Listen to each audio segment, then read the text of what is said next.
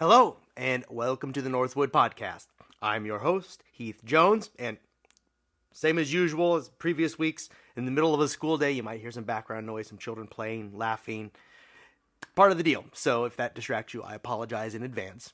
While we're talking about our building, I pastor a church in Indianapolis, Indiana called Northwood Christian Church, where we host multiple schools, as well as we're a church and yoga classes and karate classes and any number of things. You might look us up online to find out more about what we offer in our building. If you're interested in doing that, look us up at www.indyncc.org. That's indncc.org, and there you'll find a list of our tenants as well as our service times and something of our values and also past sermons and other material, so you could get to learn more about us. Or if you'd like to learn more about us in a more direct way, I'd encourage you to write out to me at my email, which is Heath, that's my name, Heath, at indncc.org. And it would be great to learn more about our listeners. And while we're talking about our listeners, I encourage you to pause this video or this podcast and like or subscribe to this video if you're listening on YouTube, or if you're listening as a podcast, follow us or subscribe, or however your app frames it, so that you'll be notified when there are new episodes, and we'll also get more traffic steered our way. Before we move on to what we'll be covering in today's episode, I'd like to take a moment to recognize and promote the All Indiana Podcast Network. They produce and distribute our podcast, and for this, we are very grateful. If you like, you might check out other podcasts that they offer made by Hoosiers here in Indiana, All Indiana Podcast Network, hence the name. Anyway, you can find those at wishtv.com/podcasts. That's wishtv.com/podcasts. Now, here in a moment, we'll be going over a passage found in Matthew chapter 16, but first we need to take a break for some ads for our podcast audience, and if this means you, then we'll see you after these ads. And we're back. And as I was saying, our scripture passage is found in Matthew chapter 16, more specifically verses 21 through 28. Matthew 16, 21 through 28, and it reads, "From that time on, Jesus began to show his disciples that he must go to Jerusalem and undergo great suffering at the hands of the elders and the chief priests and scribes, and be killed, and on the third day be raised. And Peter took him aside and began to rebuke him, saying, 'God forbid it, Lord, this must never happen to you.' But he turned and said to Peter, 'Get behind me, Satan. You are a stumbling block to me, for you are setting your mind not on divine things, but on human things.' Then Jesus told his disciples, 'If any want to become my followers, let them deny themselves and take up their cross and follow me. For those who want to save their life will lose it, and those who lose their life for my sake will find it. For what will it profit them if they gain the whole world but forfeit their life? Or what will they give in return for their life?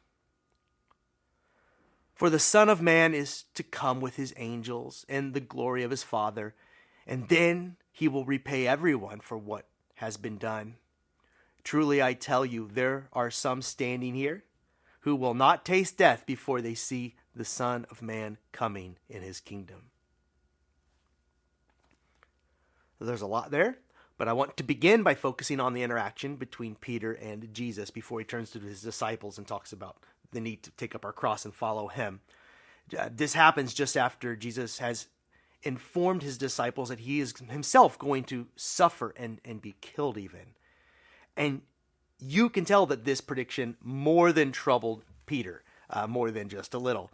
So much so that he felt the need to confront Jesus. And he confronts Jesus in a big way, with loud words, emphatically even. "God forbid it. This must never happen to you." There's something about this idea that Peter finds incongruous with his reality, or reality as he knows it. And about reality, so much of reality depends upon our perception of it, or how we experience life. So much of our reality depends on our vantage point.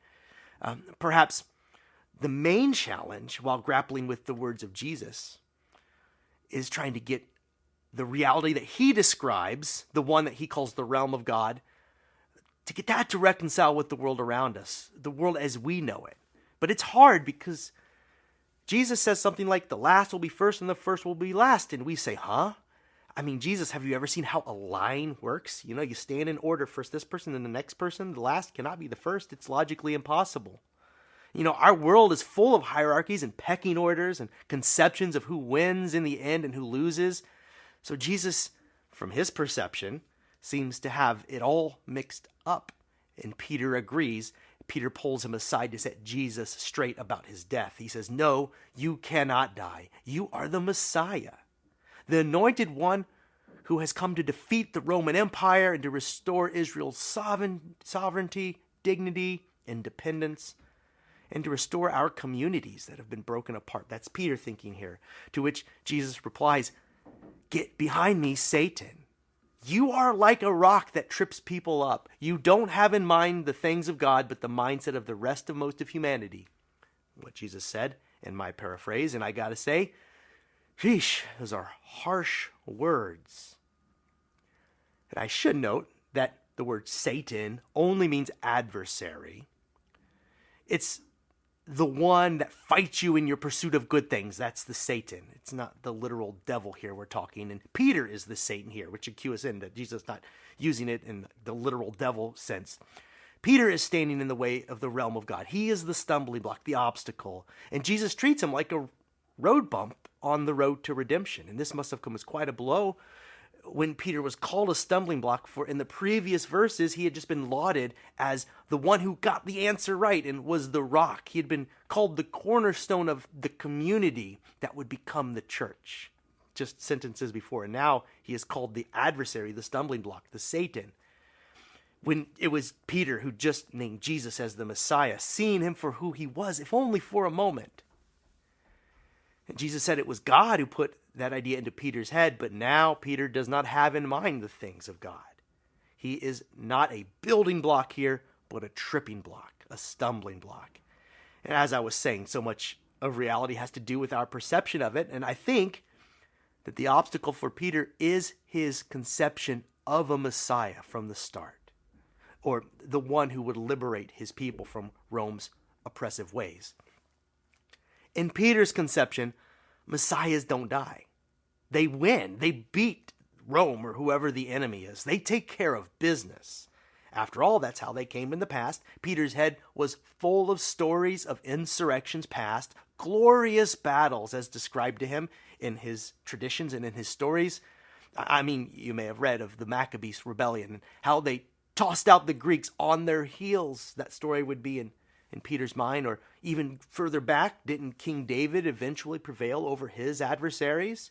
And isn't Jesus born into the house of David from that lineage, the most recent in a long line of warrior kings? So true, when David wasn't fighting the Philistines, he was fighting or killing his friends and children. But, eventually violence won out, peace through strength, right? Well, this is Peter's concept of a winner, of a Messiah who wins.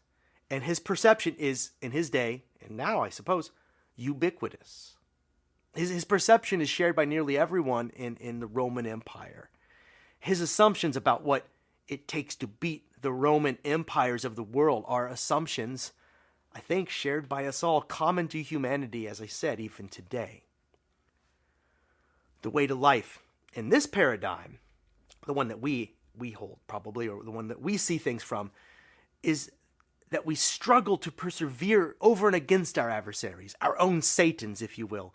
And when we hit hard enough, we can finally enjoy life when we have beaten them. So you fight fire with fire, Roman rule with better weapons or a larger bank account, more resources. You outroam Rome at its own game, or whoever you're up against in whatever country or economy that you reside. So what Peter wants Jesus to do is to amass a following, take up arms, and to tilt the power structures in favor of the people of Israel who have been subjugated and exploited by Rome's rule and its economy.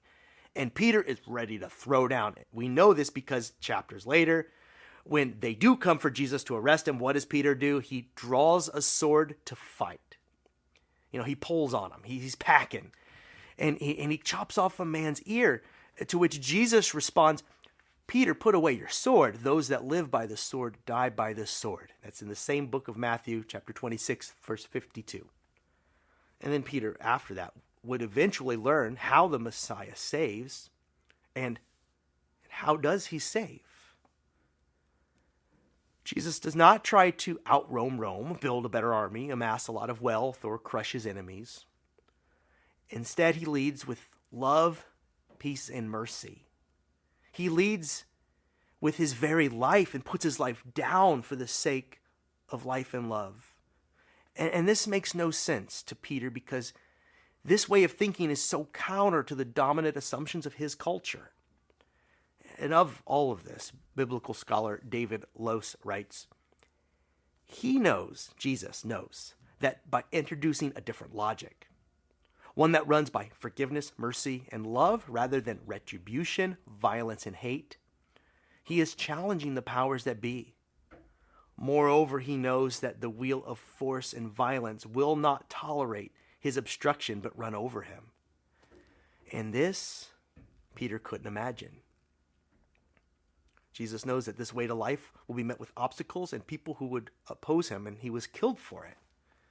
So threatened were the powers that be, the powers that used violence and amassed wealth to subjugate the people. It's hard for someone in that context to imagine a different way, and we struggle to imagine it today. We struggle to believe that the words of Jesus are true, that the vision that he cast for the human race could really come alive, this vision he's talking about here. The last will be first and all of that. That the way that leads to life leads through self-denial and then to taking up a cross. Or as the text puts it, verse 25, for those who want to save their life will lose it, and those who lose their life for my sake will find it. For what will it profit them if they gain the whole world but forfeit their life? Or what will they give in return for their life? And this is a strange way to find life from our vantage point. What Jesus said here. And do you believe these words? Do you believe what Jesus said here is wise or foolish? Most of us think that we should fight for our lives. Nature red, tooth and claw. We have a self-preservation streak built in. We think that to save our lives, we must cling to them with all our might, even if we lose our morality in the pursuit. We do not confront the forces of evil in the world. That is, unless we are meeting those forces with overwhelming force ourselves. Otherwise, we just keep our head down. So we try to gain the world. Peter did, we do, by spending our life's energies towards the procurement of what Rome has, or the Romes of our modern time: wealth, stability, land, autonomy. And Rome in its day could not envision a world in which sacrifice, charity, and self-sacrifice could achieve these ends. So it made the world around it in its own image. It dehumanized God's children in the process and tried to create more clones of itself in its provinces and the ruling despots it put in place to keep the power. And for Rome, this was the way towards life. And from Peter's vantage point, it appeared that Rome was right. After all, they had managed to subjugate the known world and all the peoples in it. They amassed the largest armies, the most wealth, the largest buildings, the most opulent lifestyles. For Rome, this was life. Not so, says Jesus. Not if it means you subjugate and crush others to get that. Finding life, he says, is like going to your cross to die. What's killed are the assumptions of the empires and the civilizations of the world who have lived by the sword in pursuit of extravagant material wealth. So finding life for Jesus is like a seed falling to the ground to die, to fight the good fight and to die, but to not die actually, but in falling to find itself. It leaves the comfort of the tree, the nourishment of the sap, the warmth of the sun, in short, all that is familiar, and then it furrows into the soil, and you know how a seed works. A phoenix is reborn. Jesus calls the disciples away from the assumptions of their time, their assumptions about power, strength, what to value, what to pursue, what the good life is, and then he calls them toward the realm of God. And that's what he's calling us to right now. When a disciple has in mind the things of God, the disciple puts their life's energies towards being the servant of all, as we saw Jesus when he walked this earth.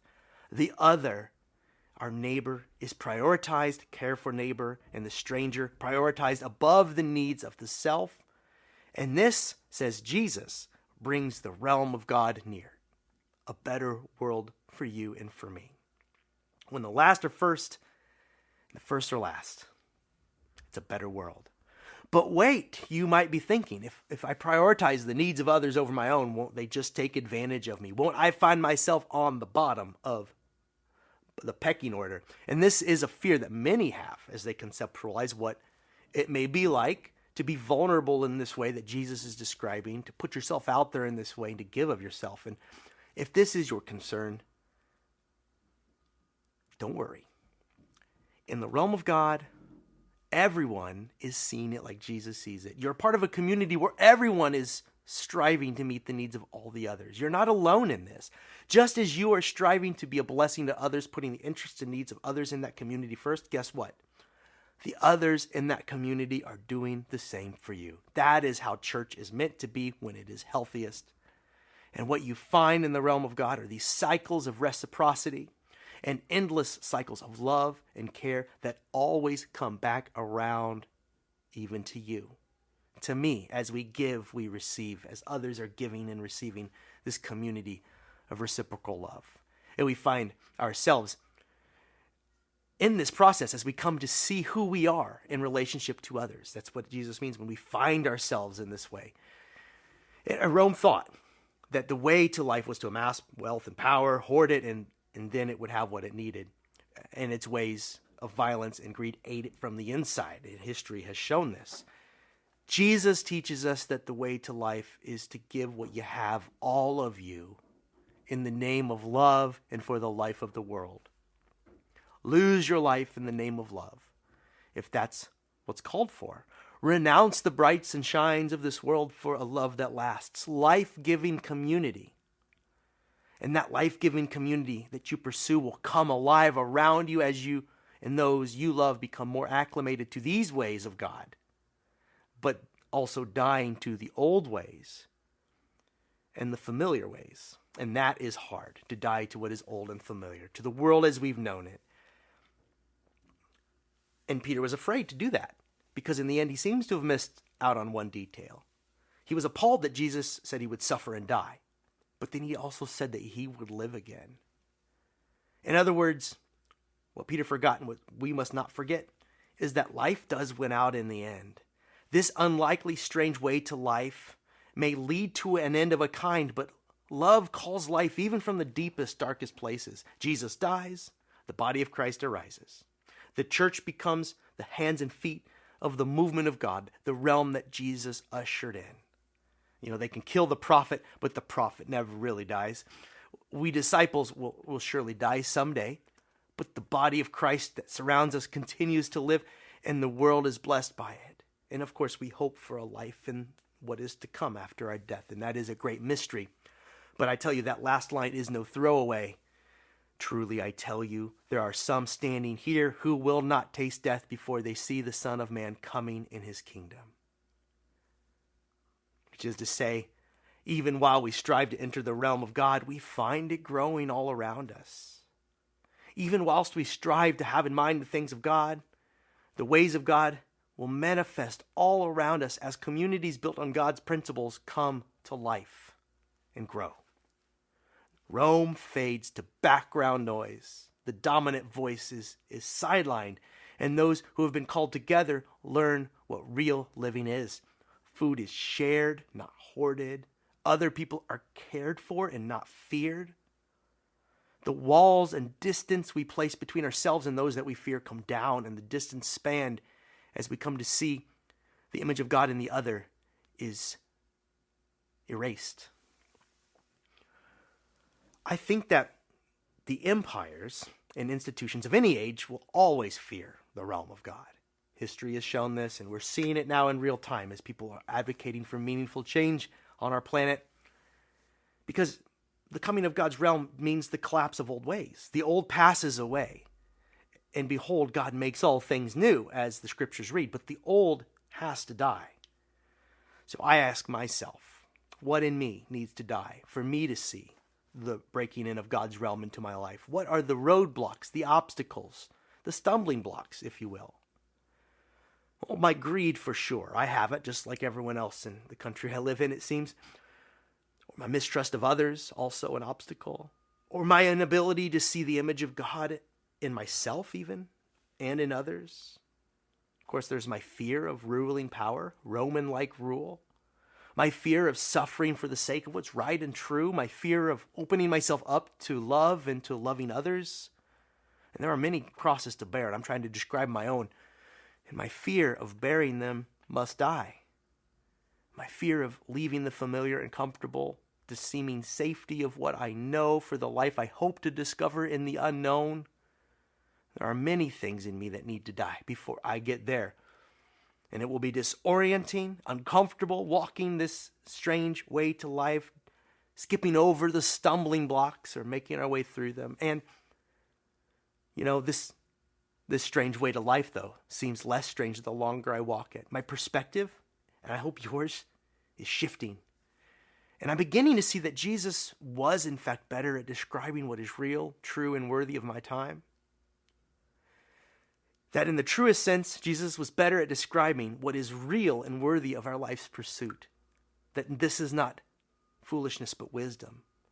But this is all hard. It's hard to fight against the currents of a dominant culture. So, some days I think to myself, maybe I'll just stick with the world I've long known and continue to play by its rules, however soul-crushing they are sometimes. I'm told that if I play the game long enough, I might rule the world. There's me, being like Peter, the stumbling block. I hope you can see I am my own obstacle between me and the peace of God sometimes. I mean, what good is it if I lose my life? If I put my life's force towards pursuit of the world, as I have been doing for much of my life? Is it true that for me to find a life that matters, I must lose the life I've known? That's what Jesus says here. Is this what it means to leave everything in pursuit of what really matters? I think it does. So I end with a prayer. God, give me the strength to remove my own stumbling blocks in the name of life and love. God, give me the strength to take up my cross and to follow Jesus. God, give me what it takes. This has been the Northwood Podcast. If you like what we're doing here, please subscribe to the podcast by way of whatever app you use to listen, or leave a comment. These points of engagement drive more traffic our way. Or check out our website, www.indyncc.org. And also check out the other podcasts produced by the All Indiana Podcast Network. Until next time, this has been the Northwood Podcast. I am Heath Jones. Peace.